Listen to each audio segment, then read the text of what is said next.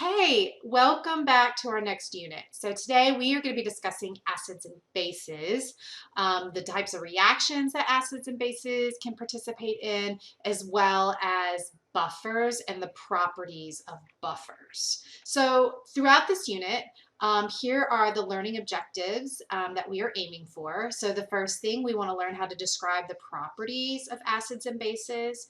We'll learn how to identify conjugate acid-base pairs, how to write the balanced chemical equations for the dissociation of strong and weak acids, write the equilibrium expression for the dissociation of weak acids or bases, how to use the water dissociation expression to calculate the hydronium and hydroxide concentration in aqueous solution, how to calculate pH and pOH from those concentrations, or calculate those concentrations from a given pH. We'll also learn how to write balanced chemical equations for reactions involving acids and bases, determine the concentration of an acid or base from titration data, describe the role of buffers in maintaining the pH of the solution, as well as calculate the pH of a buffer. Now, normally I teach this lecture across 3 or 4 different class meetings, so definitely give yourself some breaks. Maybe break this up into chunks, pause, all of those things, okay? All right, so let's get going. So the first thing we're going to do, let's describe some of the properties of acids. So acids are molecules that when in solution have a pH lower than 7. They often taste sour.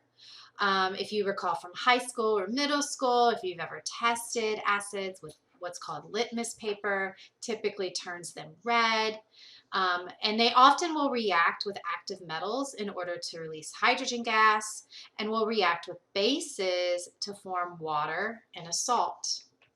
Conversely, bases have a pH higher than 7, often taste bitter, turn litmus paper blue, and feel slippery, which is what makes bases such good soaps for dissolving things like fats and oils and dirt and grime. And again, they're going to react with acids to form water and a salt.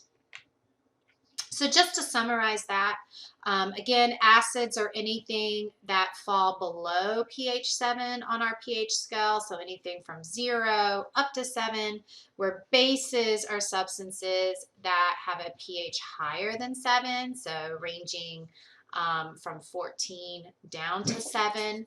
Again, acids are going to taste sour.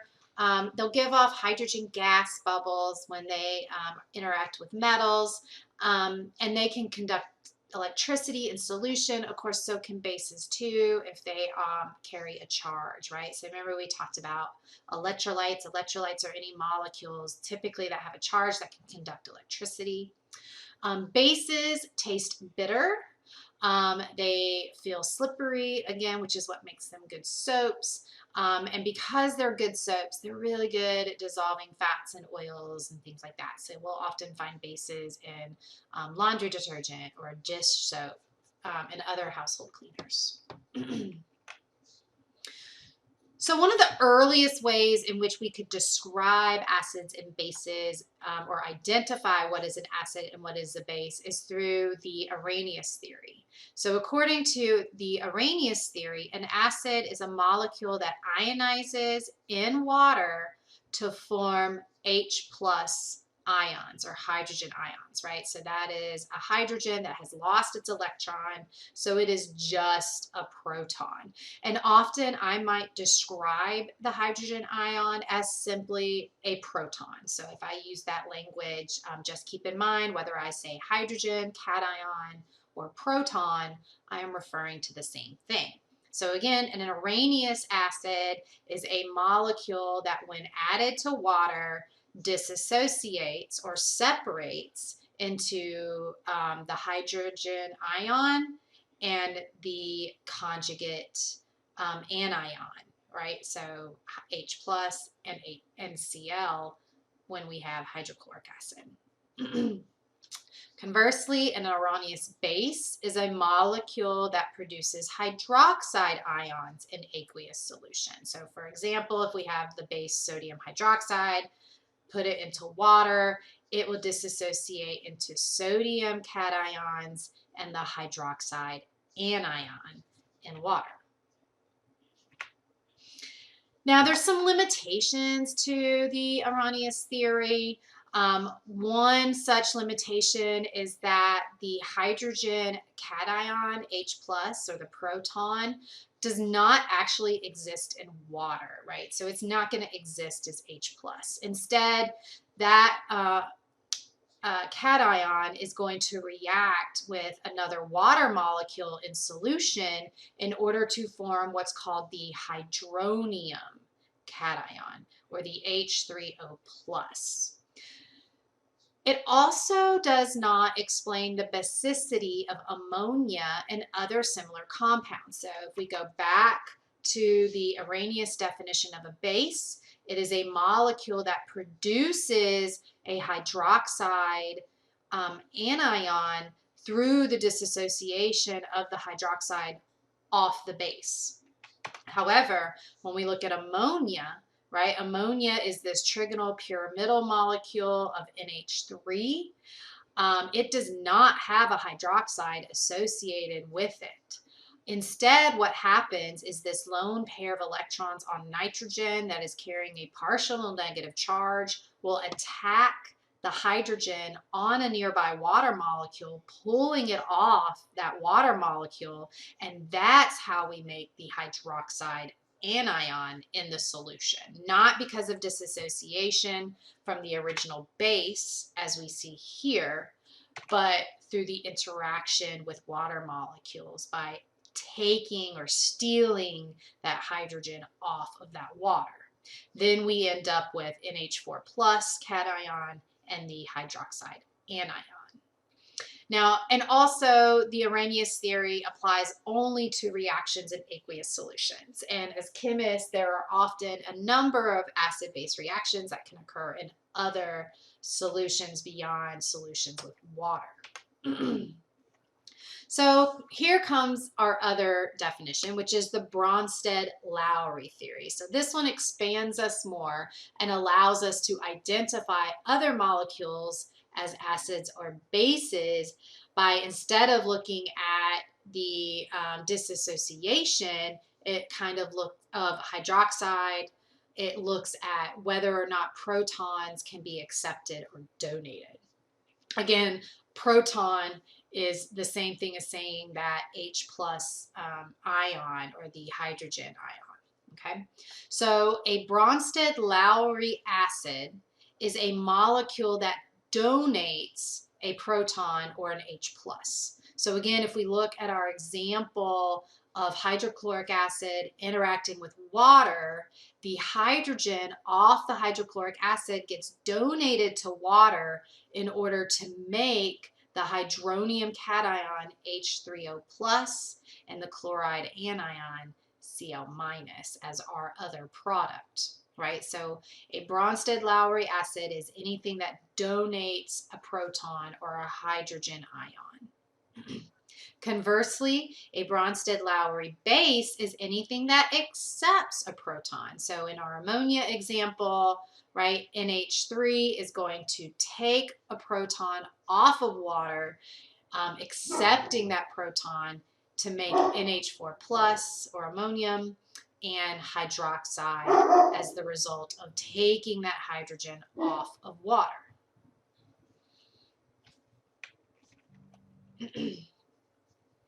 Now, whenever we are talking about Bronsted-Lowry theory, we now have to think about how we can define the products as a result of these proton donors and proton acceptors, or these acids and bases.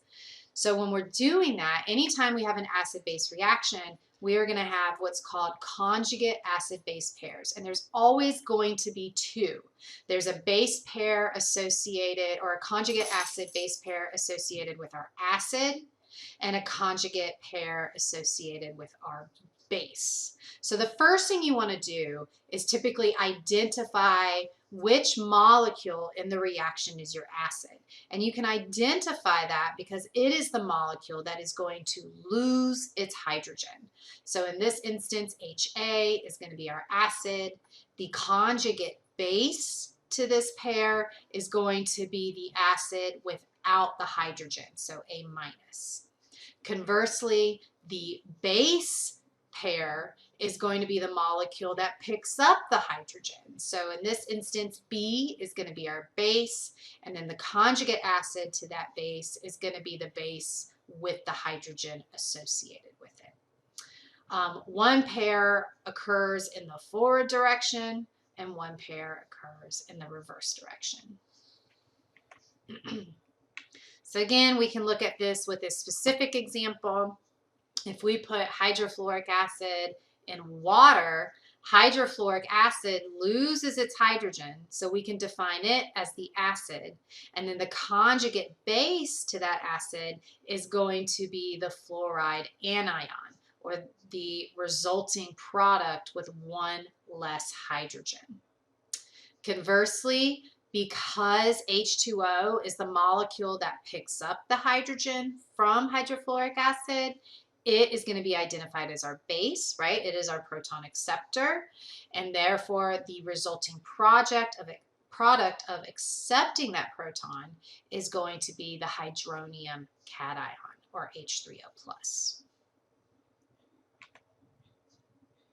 Now, some substances can act as both acids and bases, and when that happens, we can define them as amphoteric, or you may see the word amphiprotic, right? Both things mean the same thing. Most chemists typically use the term amphoteric. So again, amphoteric molecules are molecules that can act as either a base, accepting a proton, or as an acid, donating a proton. So water, we can see, is a very common amphoteric molecule. If water accepts a proton from an acid, it becomes the hydronium cation. Conversely, if water donates a proton to a base, it becomes the hydroxide anion and acts as an acid.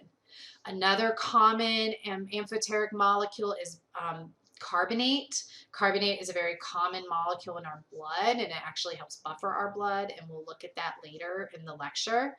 But carbonate can act as a base by picking up a proton, right? Accepting a proton from another acid in order to become bicarbonate, or it can act as an acid by giving up that last hydrogen in order to become carbonic acid. Oh, this is carbonic acid, and then it becomes carbonate. All right. So for water, the most common amphoteric substance that we have on Earth, the acidic or basic behavior, whether water is going to act as a base or act as an acid, is going to depend on the other reactant, right? So if the other reactant is a strong acid, then water is going to act as a base. If the other reactant is a strong base, then water is going to act as an acid, right? So it just sort of depends. And we're going to look at how we can rank the relative acidity or basicity of molecules in a little bit. So let's review all of those definitions. So review identifying what is an Arrhenius acid or base and what is a Bronsted-Lowry acid and base. Identifying your conjugate acid-base pairs, and then defining the term amphoteric. So let's complete questions 1 through 3 on our Mastering Chemistry assignment. There is no password for this assignment. In case there is one that got left, that password is buffer, B-U-F-F-E-R. Otherwise, there should be no password on this in-class activity. All right, pause here, and then when you're ready, come back.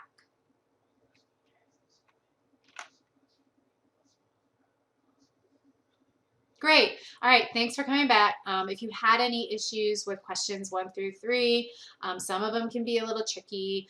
Reach out to a peer, email me, or write it down so that you can ask me the next time we meet in class. Okay. So now let's talk about the difference between strong versus weak acids. So a strong acid is a molecule that completely ionizes in aqueous solutions, meaning once we put it in water, all of the hydrochloric acid is going to disassociate into hydronium cations and chloride anions, meaning there is no hydrochloric acid left in the solution after we add it.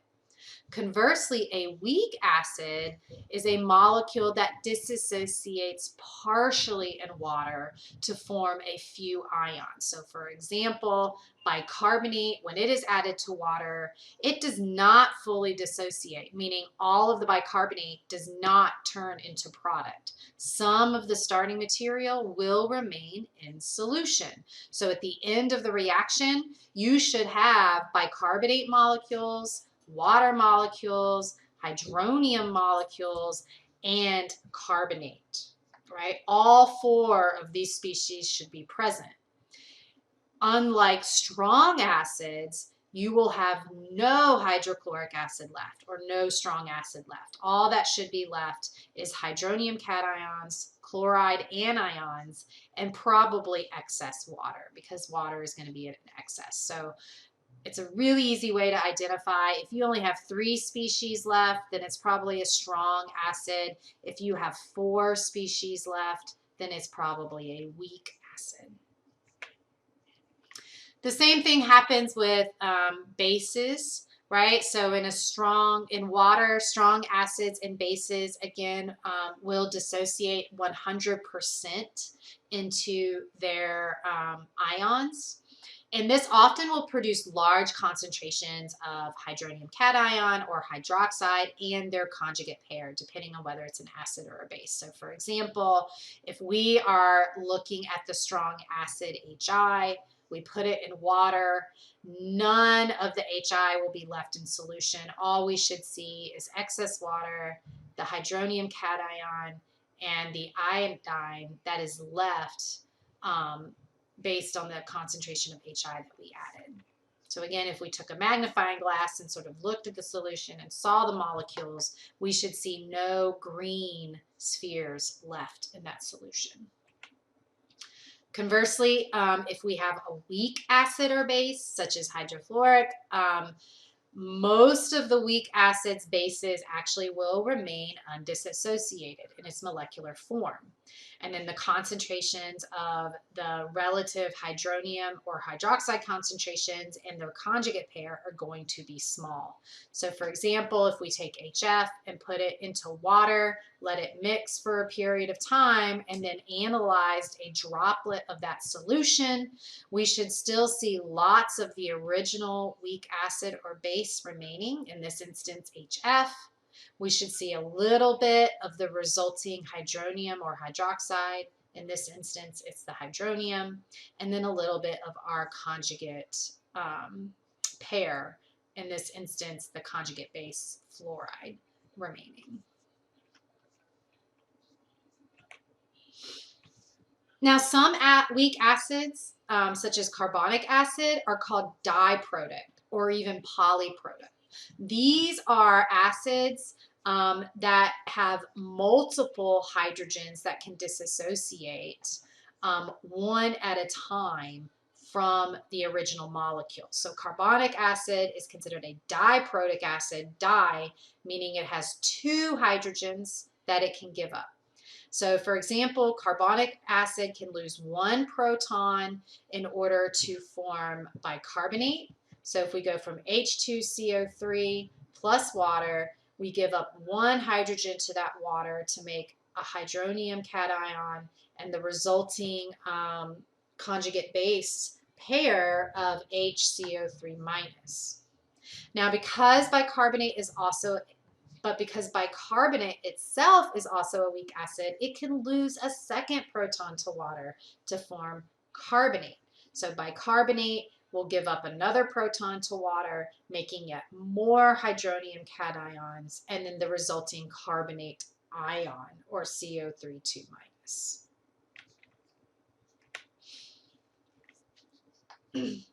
Now, which direction is it going to go, right? Especially when we start talking about polyprotic acids or diprotic acids, in which you can have multiple acid species or multiple base species. Sometimes it's hard to tell, are we going to go in the forward direction or the reverse direction?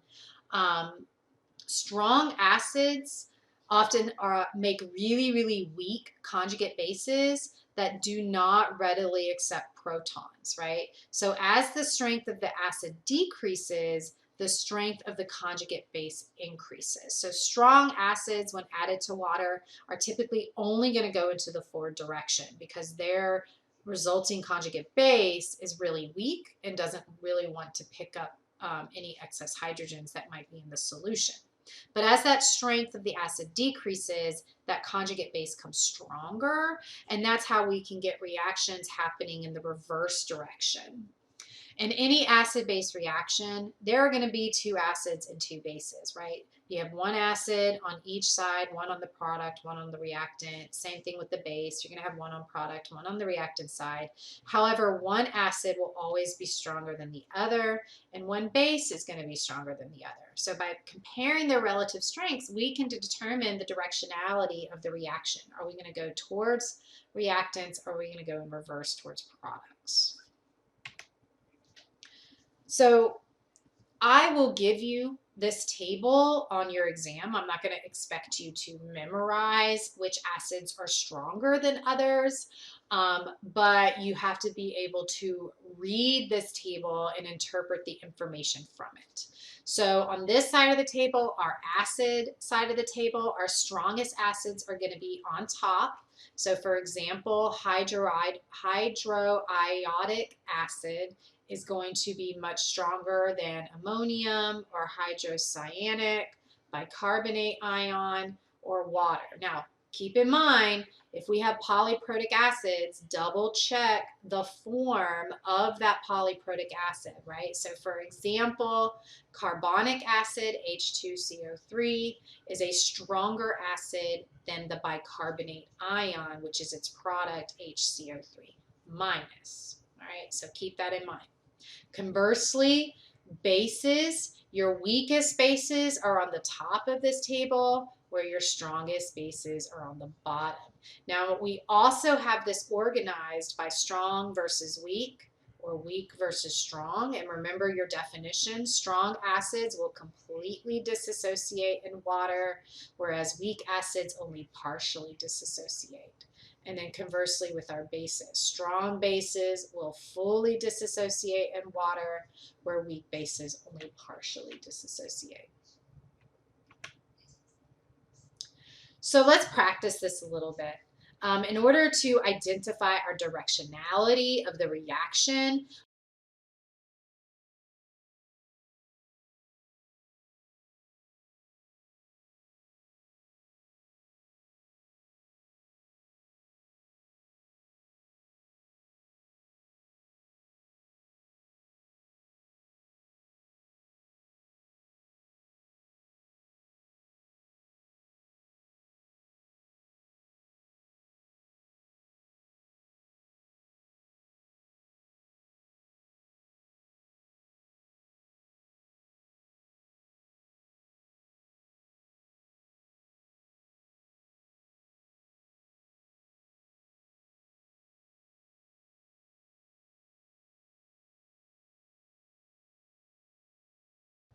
so again, the first step is to identify the acid conjugate base and base conjugate acid pairs for the reaction. So what I like to do is to look at my reactants and see, okay, which molecule accepts a hydrogen, because that molecule is going to be our base and the other molecule will be our acid. So if we look at our reactant side and compare it to the products, we see that water is going to accept the proton. Therefore, water should be identified as our base, and the conjugate acid to that will be H3O plus, or the molecule that gains the hydrogen. If water is our base, that makes H2SO4 or sulfuric acid our acid, right? So we can identify H2SO4 as our acid and confirm it, because if we look at the conjugate base pair to that, we see that it has lost a hydrogen. It's now HSO4 minus. And remember, according to our definition, an acid is anything that donates a proton. So if we've lost that proton, it has been donated. Therefore, it's our acid. Now what we want to do is compare the strength of the two acids and bases to each other, right? So H2SO4 compared to the conjugate acid on the reactant side, H3O+. So if we go back to our table on the previous slide, and find that. So H2SO4 is a strong acid where hydronium, the hydronium cation is below here. So the stronger acid is going to be our sulfuric acid, right? It's higher up on the table than hydronium. We can also identify the strength of the two bases. So H2O versus HSO4 minus. Let's go back to that table and look at the bases side. So remember, our strongest bases are going to be here versus our weaker bases. So water is right here, and then HSO4 is above water. Since our strength increases this way, water is going to be the stronger base. So if we go back to our reaction, we see that our stronger acid and our strongest base are both on the reactant side. So our reaction will move away from the side of the strongest acids and bases. So we will be product favored instead of reactant favored. So we can repeat this again. This time looking at carbonate in water. So again, identify your acid-base pair by looking at who donates a proton and who accepts a proton. And so if you notice H2O versus OH, so water lost its proton. So water here is our acid. The carbonate molecule picked up the hydrogen. So that is going to make it as our base. So this is our base, this is our acid. Let's look at the relative strengths on each side. So we have acid, base, base, acid.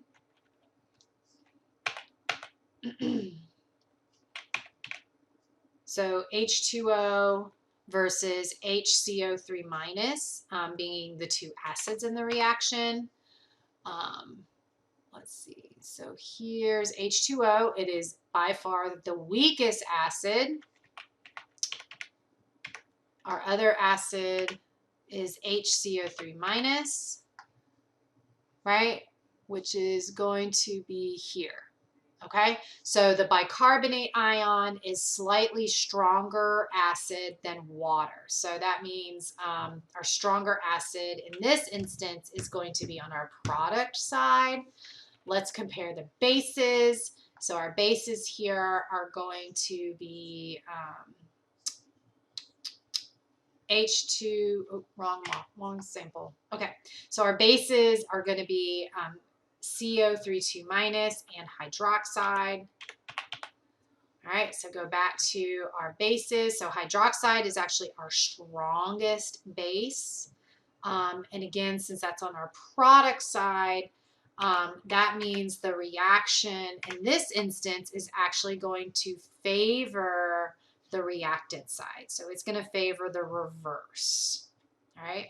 Unlike the last example where we had our stronger acid and stronger bases on our reactant side, we favored the forward direction. In this instance, our stronger acid and stronger base are on our product side and will favor the reactant or the reverse direction. All right, so why don't you guys practice that on your own in question 4. All right, pause here. And again, if you have any questions with this, feel free to write those questions down and you can ask me in class or email me. Also, don't forget you can go to the Tutor Center and work studies, or you can email a peer or work with a peer on this.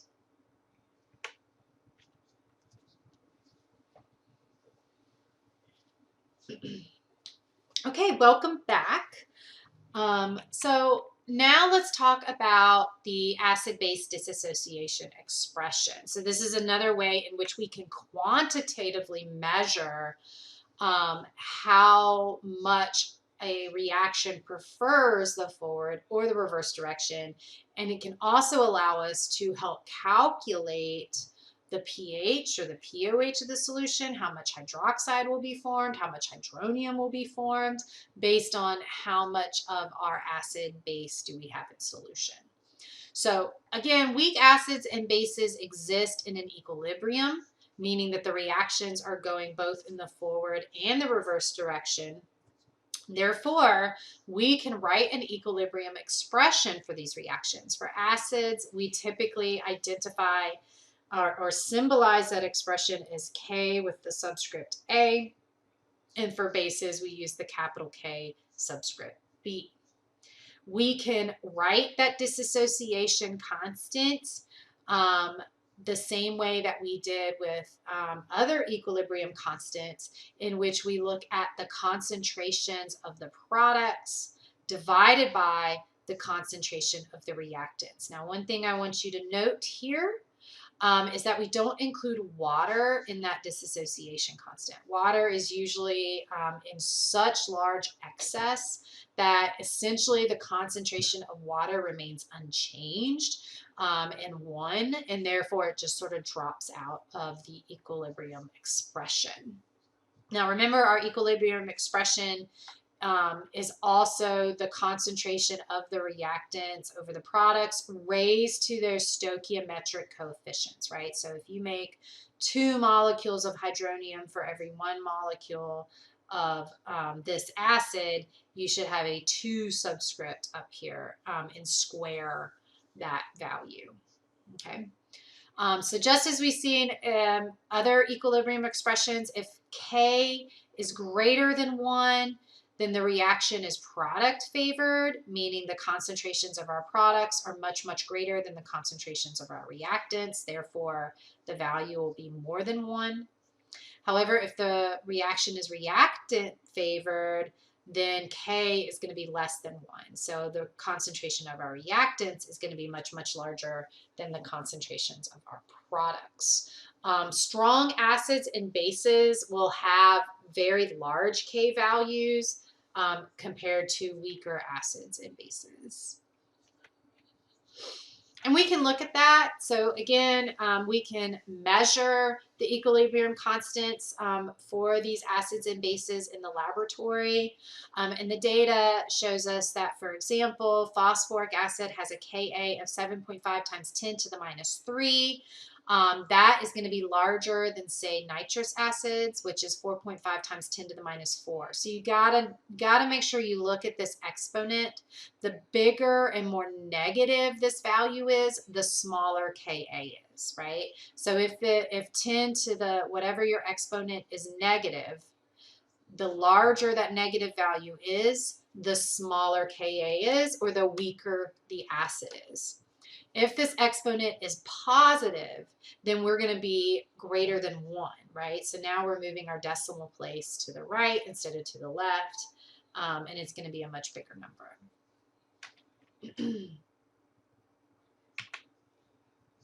So again, just to summarize some things, when we start thinking about strong acids versus weaker acids, so strong acids are product favored, where weak acids are reactant favored.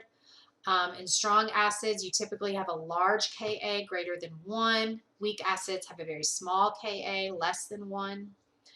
Strong acids completely dissociate in water such that there is no original strong acid left, where in weak acids only a small amount dissociates. So you still have a lot of your original acid left.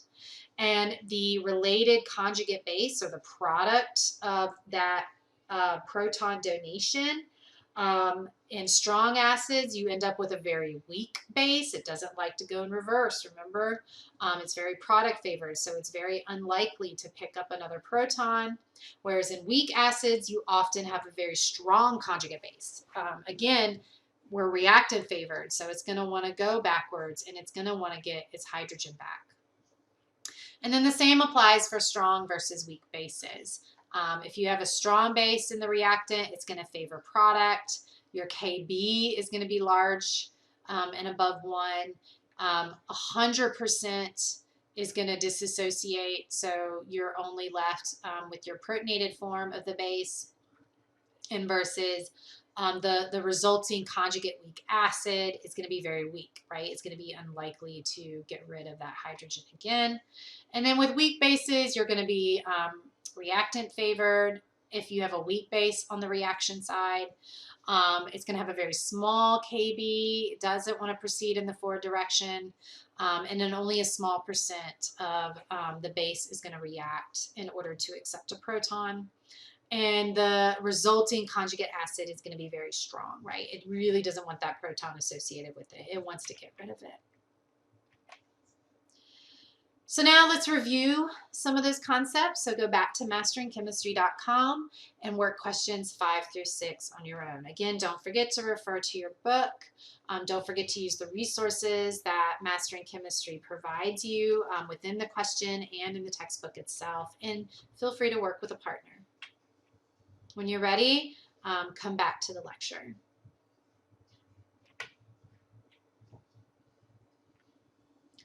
Now, as we mentioned, water is able to act as either an acid or a base.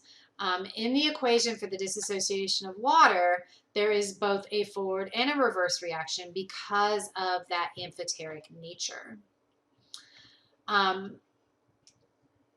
when we write our equilibrium constant for the dissociation of water, we end up with K is equal to the products hydronium plus hydroxide over the concentration of water. Now again, because we have two water molecules reacting in order to form hydronium and hydroxide, that's why you see it's H2O squared.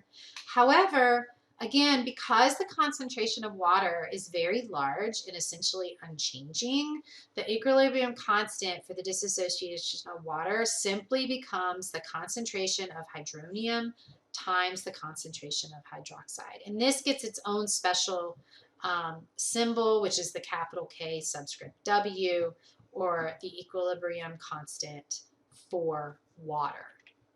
Now, this is going to be very, very powerful when we start calculating things like pH and pOH. So in pure water, the concentrations of hydronium and hydroxide at 25 degrees Celsius are both 1.0 times 10 to the minus 7 molar. Therefore, through some mathematical rearrangement, if we multiply the two concentrations together, 1.0 times 10 to the minus 7, 1.0 times 10 to the minus 7, we end up with Kw equal to 1.0 times 10 to the minus 14 at 25 degrees Celsius. Okay? When the hydronium concentration is equal to the hydroxide concentration, this is when the pH of the solution is neutral, right? So when those two things are equal to each other, pH is 7. If hydronium is greater than hydroxide, then the pH is going to be below 7 or considered acidic. When hydronium concentrations are less than hydroxide concentrations, then the pH becomes greater than 7 and it is said to be basic. Since Kw is a constant, we can calculate the hydronium or the hydroxide concentration if we know the concentration of one of the two variables, right? So again, Kw, at least at 25 degrees Celsius, will always equal 1.0 times 10 to the 14, right? If H3O plus goes up, OH must go down such that the product of these two values will still equal 1.0 times 10 to the minus 14. Also the same thing, if hydronium goes down, hydroxide must go up in order for this to still be true.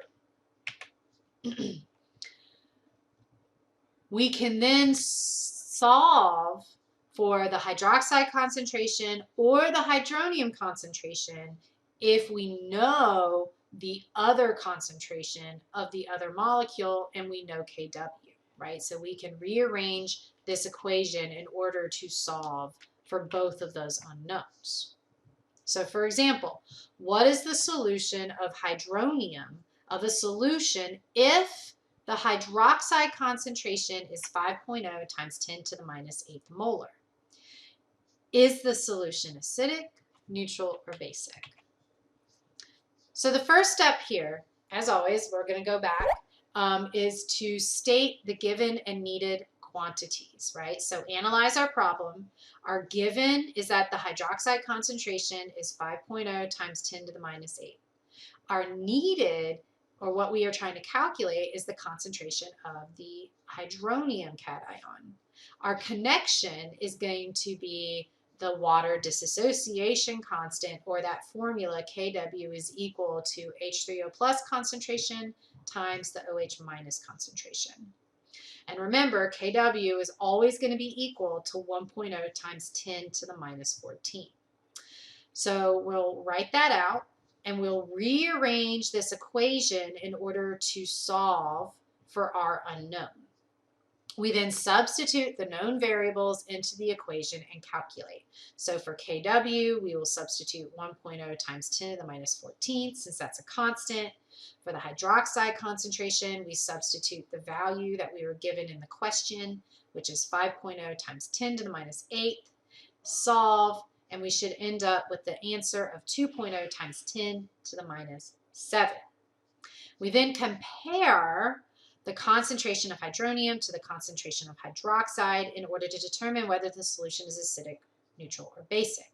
Remember, if the H3O plus is higher, then it's acidic. If it's lower, it's basic. In this instance, 2.0 times 10 to the minus 7, that minus 7 is going to make this value larger than the hydroxide because it's 10 to the minus 8. That's another decimal place over to the right. Again, so because the hydronium concentration, right, 2.0 times 10 to the minus 7 is larger than the hydroxide concentration, or 5.0 times 10 to the minus 8, that minus 8 is going to make this value smaller than this because this is only minus 7. Remember, we only have 7 decimal places here versus 8 decimal places. This solution is going to be considered acidic. So now your turn. Go back to masteringchemistry.com and try to work question 7 on your own. Pause here, and when you're done, come back and resume the lecture.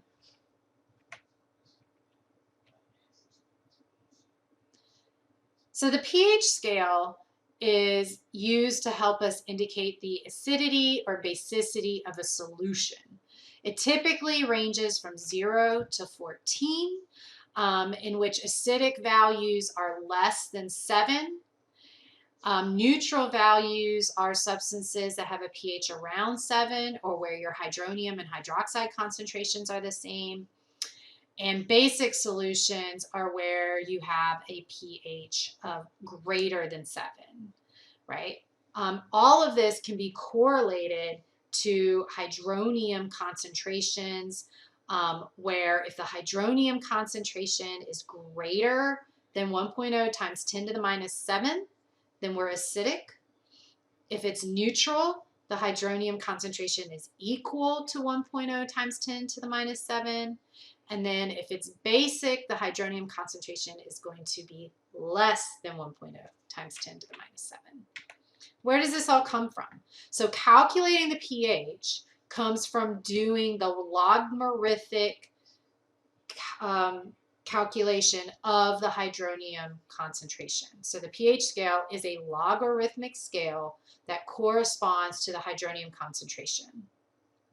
Therefore, we can calculate the pH by saying pH is equal to negative log of the hydronium concentration. So for example, if a solution has a hydronium concentration of 1.0 times 10 to the minus 2, then the pH is going to be equal to negative log times 1.0 times 10 to the minus 2. So what you do is you take the log of this value first. You should end up with -2 in your calculator. Multiply that by -1 and you get pH 2. If you end up with a negative pH, then you did something wrong. So, for example, aspirin, which is the molecule acetylsalicylic acid, was the first non-steroidal anti-inflammatory drug used to alleviate pain and fever. If a solution of aspirin has a hydronium concentration of 1.7 times 10 to the minus 3, what is the pH of this solution? So to answer this, you have to, again, analyze our problem, right? What is our given? Our given is that the hydronium concentration is 1.0 times 10 to the minus 3. What we are asked to calculate is the pH, right? What is the pH? So our connection is going to be that pH equation, which is pH is equal to the negative log of the hydronium concentration. Substitute your known value in for the hydronium concentration and then calculate. So you're going to take the log of 1.7 times 10 to the minus 3 equals, multiply that by -1, and you should end up with the value 2.8. Try it for yourself. Remember, check the instructions for your calculator. Make sure you're putting this into your calculator correctly. If you end up with a negative pH, you did something wrong. Now, what if we're given hydroxide instead of hydronium? In those cases, we have two options. We can either use Kw to calculate the hydronium concentration. Remember, hydronium concentration is equal to Kw divided by the hydroxide, and then calculate the pH, right? Once we know hydronium, we can plug that into our pH equation. Or we can do a similar pH calculation, but for POH, and determine the pH. So in this instance, use the hydroxide concentration that you are given directly, take the log of that, multiply it by -1, and that is going to give you POH. Now we can determine pH because pH plus POH always equals 14. So if you take 14 minus the POH that you calculate here, then you have pH. So for example, given the pH of a solution, given the pH of a solution, we can reverse the calculation in order to obtain the hydronium cation concentration. So for whole number pH values, the negative pH value is the power of 10 in the hydronium concentration, right? So if you are said a pH of 5, right, and there's no decimal place in that, then your hydronium concentration is going to be equal to 10 raised to that negative pH value, or 10 to the -5th. For pH values that are not whole numbers, i.e. we have a decimal place in the pH value, such as 5.2 or 5.3, then the calculation requires us to use the 10 to the x key, which is typically a second function on your calculator. So then you would say 10 raised to the negative or 10 to the x key, and then you put in your negative pH value, so -5.2, and say equals, and then you will get your hydronium concentration. All right, so for example, let's practice this. Determine the hydronium concentration for a solution that has a pH of 3.42. So in this instance, again, analyze our problem, write down our given. Our given is that we have a pH of 3.42.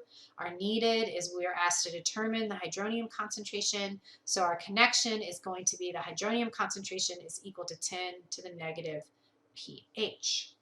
So to do this in our calculator, we are going to write second log 3.42 plus minus to make that negative equals, or depending on your calculator, it might be 3.42 plus minus second log equals. If you have trouble with this, come by my office and I'll help you figure out your calculator. Then your calculator display should show 3.801 blah, blah, blah, blah, blah times 10 to the -4. So you would write down your answer to the appropriate sig figs, right? We're given 3 sig figs here. So 3.80 times 10 to the -4 molar. All right. Again, practice this with your calculator. If you are not getting this answer, we're just plugging in something wrong, and we can sit down together and figure it out. All right, so now once you figured out your calculator, go practice these calculations. So determining pH from the hydronium concentration, determining pH from hydroxide concentration, as well as determining hydronium concentration from a given pH by working questions 8 through 9. Pause the lecture here and then come back when you're ready. Okay, so again, this chapter is spanning a few weeks. Therefore, it has a longer homework set than other chapters, so be sure that you don't put it off to the last minute. Keep working on it. Typically, So now let's take a moment and talk about neutralization reactions. So an acid is going to react with a base to produce a salt and water. And this is what we call a neutralization reaction because we are now effectively neutralizing both the acid and the base. The salt formed is the anion from the acid and the cation from the base, and then the resulting hydroxide and hydrogen ions form water.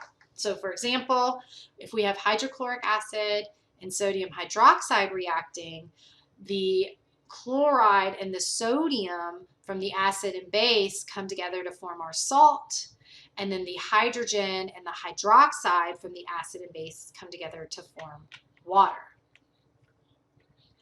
Now, antacids are substances that are used to help neutralize excess stomach acid in our bodies. So they are designed to sort of do this reaction in our stomach in order to neutralize that excess acid and help alleviate that discomfort. They are often made of aluminum hydroxide or magnesium hydroxide mixtures. These hydroxides are not very soluble in water, so the levels of available hydroxide end up not damaging the intestinal tract. So here's some very common examples of antacids that you can get at the pharmacy. So milk of magnesia is going to be magnesium hydroxide versus Alka-Seltzer, which is sodium bicarbonate, calcium carbonate. We also have aluminum hydroxide, right? So any of these are going to help react with excess acid in order to form a safe salt in water. And I'll actually be doing a demonstration in our next class meeting of how milk of magnesia works in order to neutralize acid that might be found in the stomach. All right, so let's review that concept of neutralization reactions. So predicting what is the salt that will be formed, as well as identifying good antacid molecules by completing question 10 on mastering chemistry. Pause here, and when you're done, come back.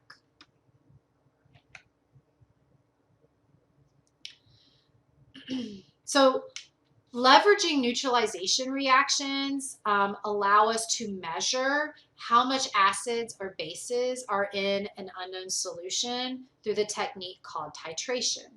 So in titrations, a known volume of an acid or base is placed in a flask with an indicator, right? So here we have this flask, and we have a known volume of an acidic or basic solution in it. Now, we don't know what the concentration of that acid or base is. We just know the volume. So maybe it's 100 milliliters. The unknown solution, or what's in the flask, is then titrated with a measured volume of a known base or acid solution, such as sodium hydroxide or hydrochloric acid. So, for example, if this is a solution of an unknown acid, say a stomach acid, this would be our base sodium hydroxide. That's our titrant. And this is, we know the concentration of this solution. The unknown acid base is then neutralized as indicated by some endpoint, such as a color change. So normally we put some sort of indicator here that changes when the pH reaches 7 or above 7. So for example, if this is an acid, our indicator is not indicating any kind of color because it's very acidic. As base is added, we can see that this sort of pinkish color starts to form. Once that color persists, then we know the solution has become basic and we have neutralized all of the acid in the solution. We've reached pH 7, and then as we continue adding base, we become over pH 7 and we become basic. Using reaction stoichiometry, we can then calculate the concentration of the unknown acid or base solution based on how much of the known was added to reach that endpoint. So let's go over this again step at a time, right? Step 1, a pre-measured volume of an unknown acidic solution is transferred to a flask, while a known concentration of sodium hydroxide solution is transferred to something called a burette, which is a calibrated piece of glassware designed to measure how much solution is delivered during a titration. So again, we have our unknown acidic solution in a flask. We know the volume, we just don't know the concentration. And we have our known basic solution in our burette, right? So sodium hydroxide here, our unknown acid solution here. In step 2, an indicator such as phenolphthalein is added to the flask with the unknown. So we put a couple drops of our indicator in here. And indicators are used because they change color once the solution reaches or passes pH 7, right? That neutralization point. The phenolphthalein is a nice indicator to use for unknown acids because it's going to be clear at pHs less than 7 and then turns pink at pHs greater than 7. Sodium hydroxide from the burette is then slowly added to the unknown acidic solution while mixing until the solution changes color from clear to pink and stays pink. This is now considered our endpoint.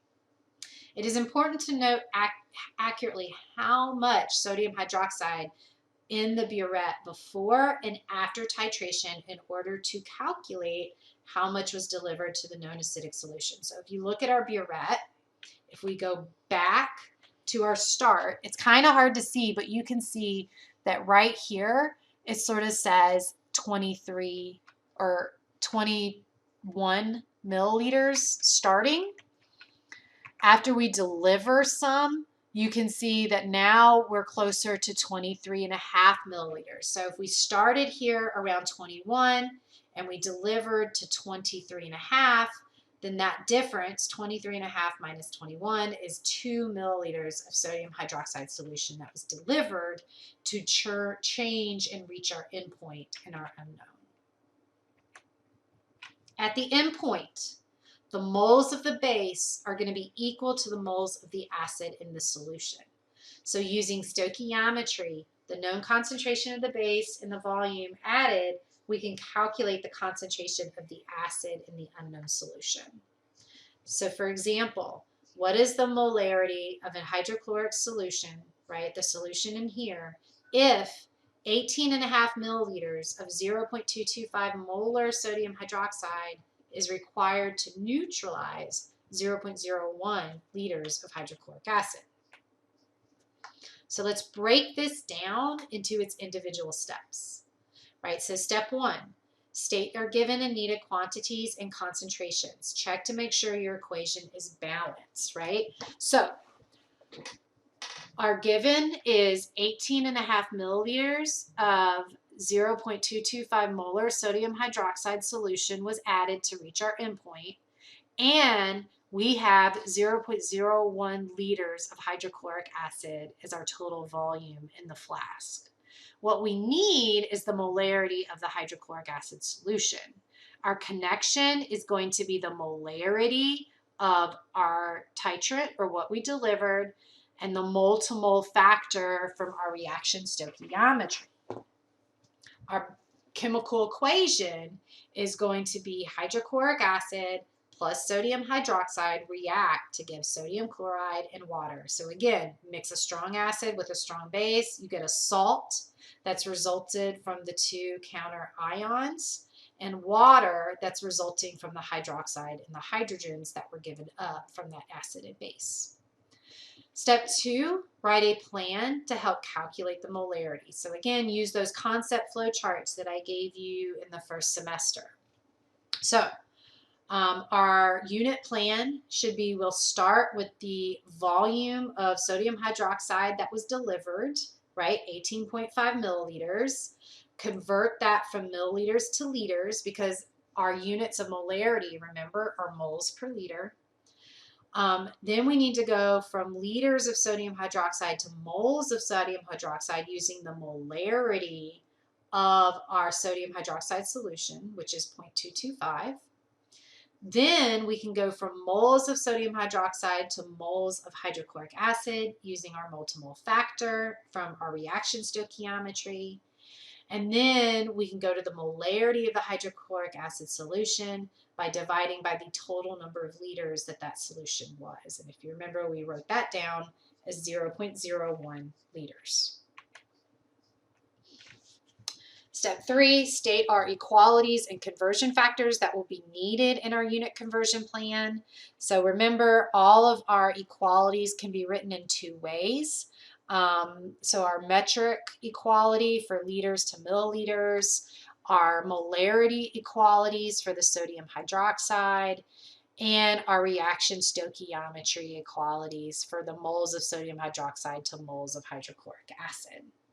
Identify which one you need by looking at the directionality of our conversion. So remember, whatever you're converting away from should be on the bottom.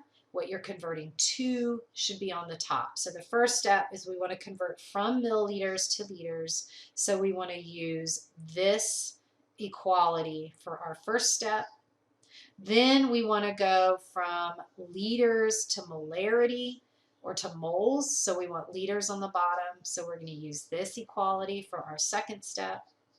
Then we want to go from moles of sodium hydroxide to moles of hydrochloric acid. So we want to use the second equality in our mole to mole stoichiometry. And then all we have to do is make sure our units cancel. And we also want to make sure that we divide, right? Our last step is that we need to divide by liters in order to get to the molarity of hydrochloric acid.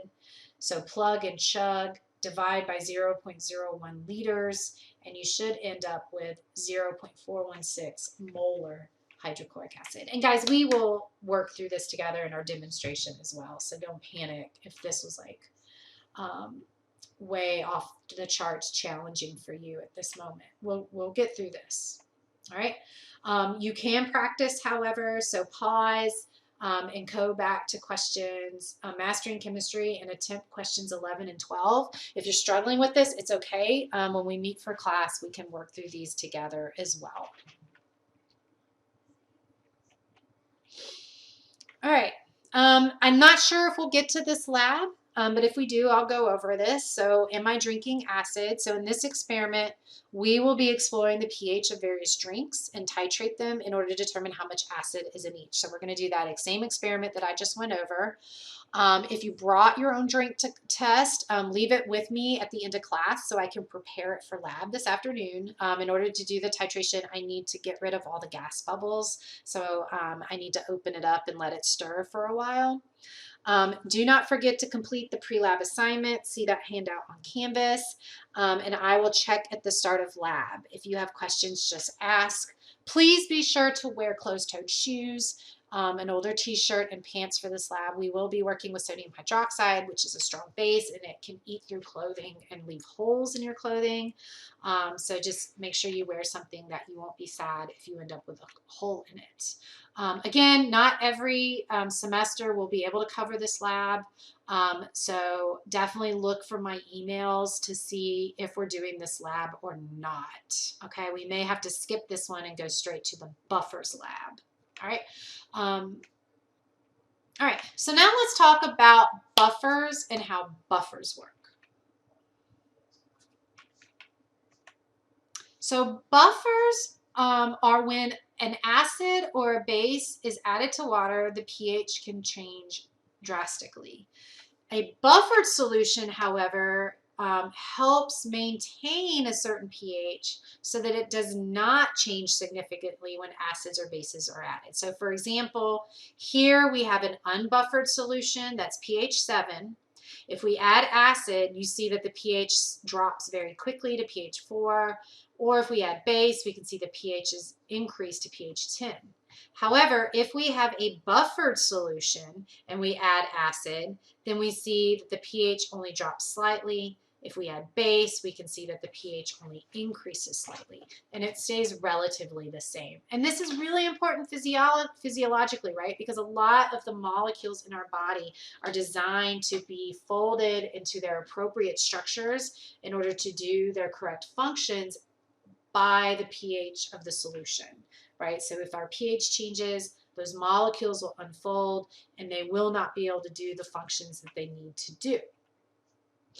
So buffers work because they resist changes in pH from the addition of either an acid or a base, because we have both the conjugate acid and the conjugate base present. In the body, they help absorb excess hydronium and hydroxide concentrations from foods and cellular processes in order to maintain pH.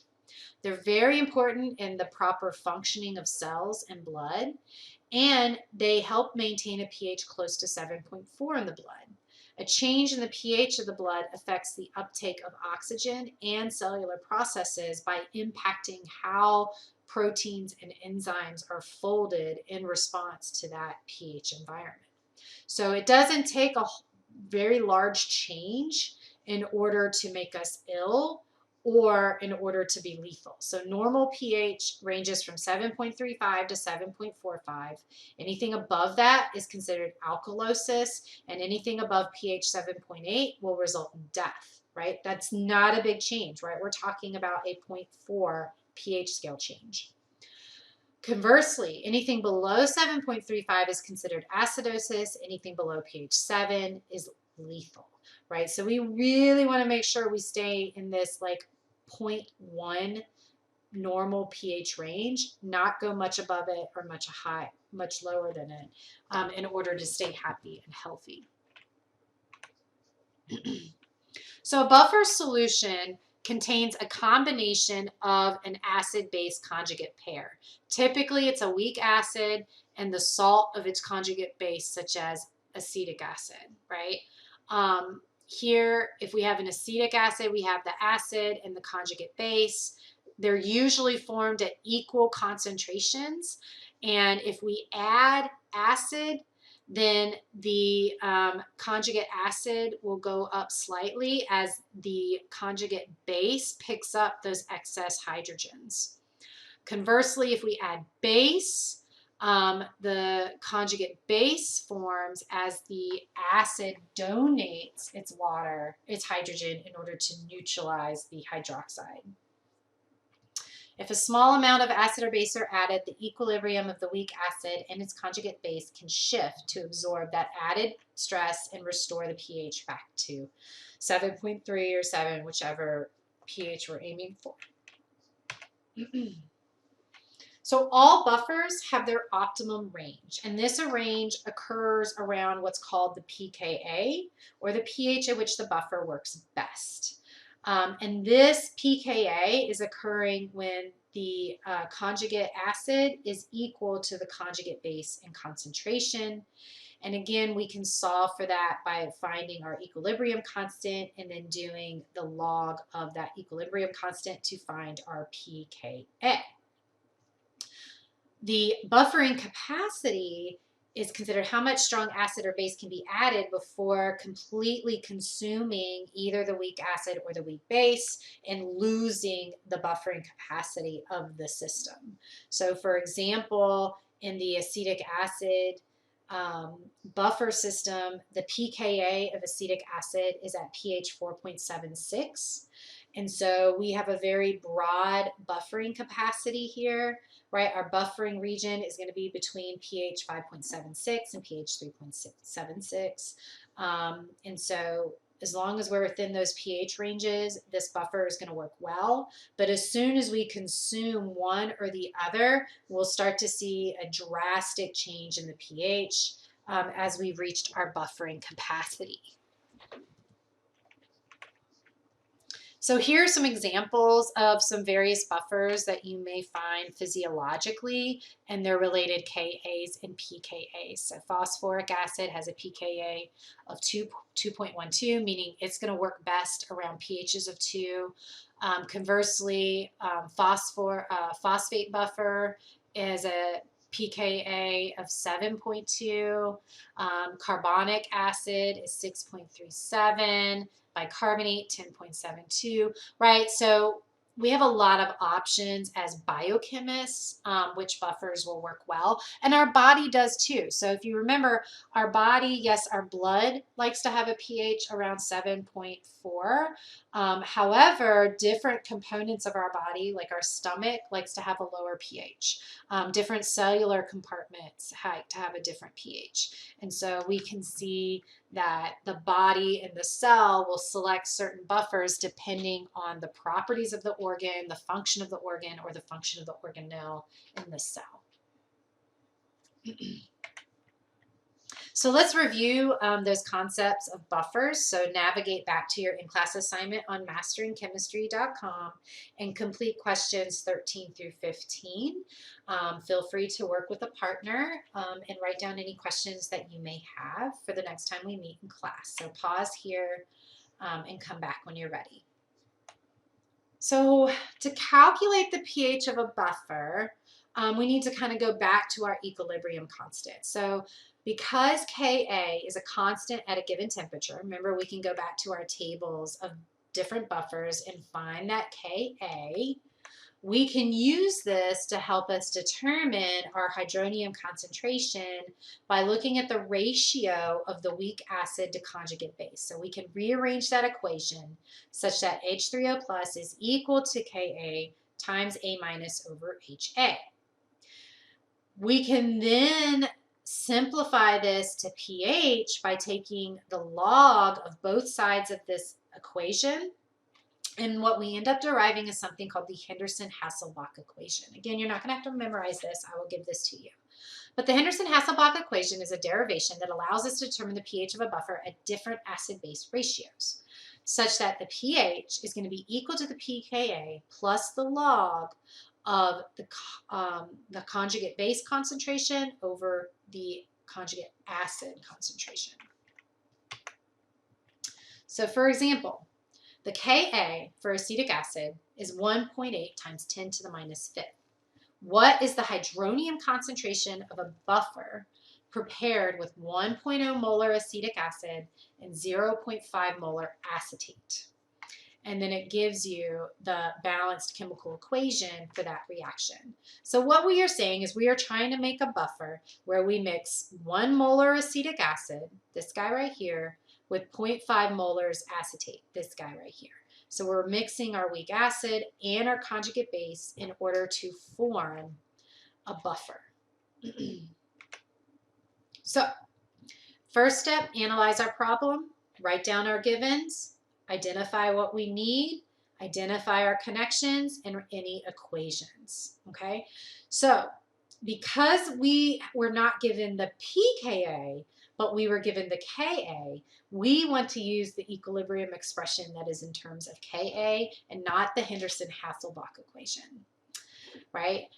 We want to write down the equilibrium expression and rearrange that for the H3O plus concentration, and then also identify what is our acid and what is our conjugate base. So acetic acid is going to be our acid. As you can see in this chemical equation, acetic acid is what loses the hydrogen. So our acid is whatever donates the hydrogen. And then the resulting conjugate base is going to be the acetate, or A minus. Then all we have to do is plug in our known values in order to calculate the hydronium concentration. So Ka is given to us in the question as 1.8 times 10 to the minus fifth. Once we've identified what is A minus and what is HA, we can plug those values in. So A minus is the acetate, so it's 0.5 molar on top, divided by HA, which is the acetic acid, or 1.0 molar on the bottom. So in our calculator, I would do 0.5 times 1.0 equals then multiply that by the Ka expression, 1.8 times 10 to the minus fifth equals, and you should end up with the hydronium concentration as equal to 9.0 times 10 to the minus 6 molar.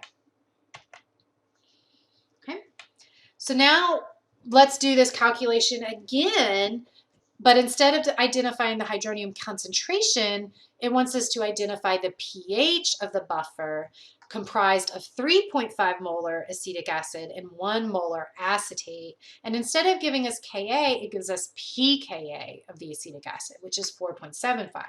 So now, instead of using the equilibrium expression, we can use the Henderson-Hasselbalch equation. The Henderson-Hasselbalch equation says pH is equal to pKa plus the log of A minus over HA. There's a discrepancy in here.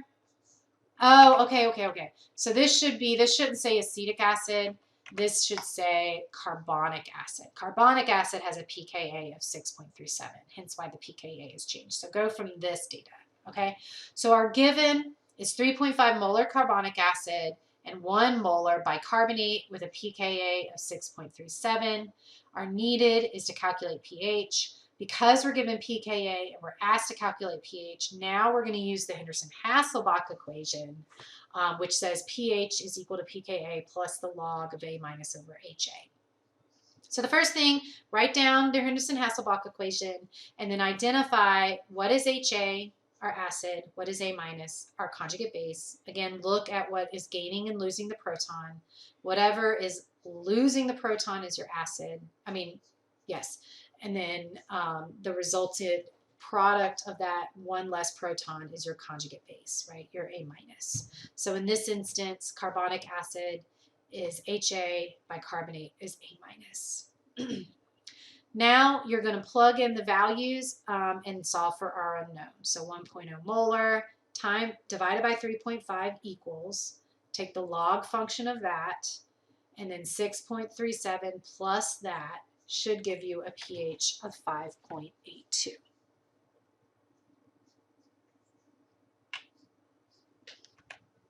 All right, so now it's your turn. Practice this. So practice calculating the hydronium concentration using the direct equilibrium expression for a weak acid and base, and calculate using the Henderson-Hasselbalch equation.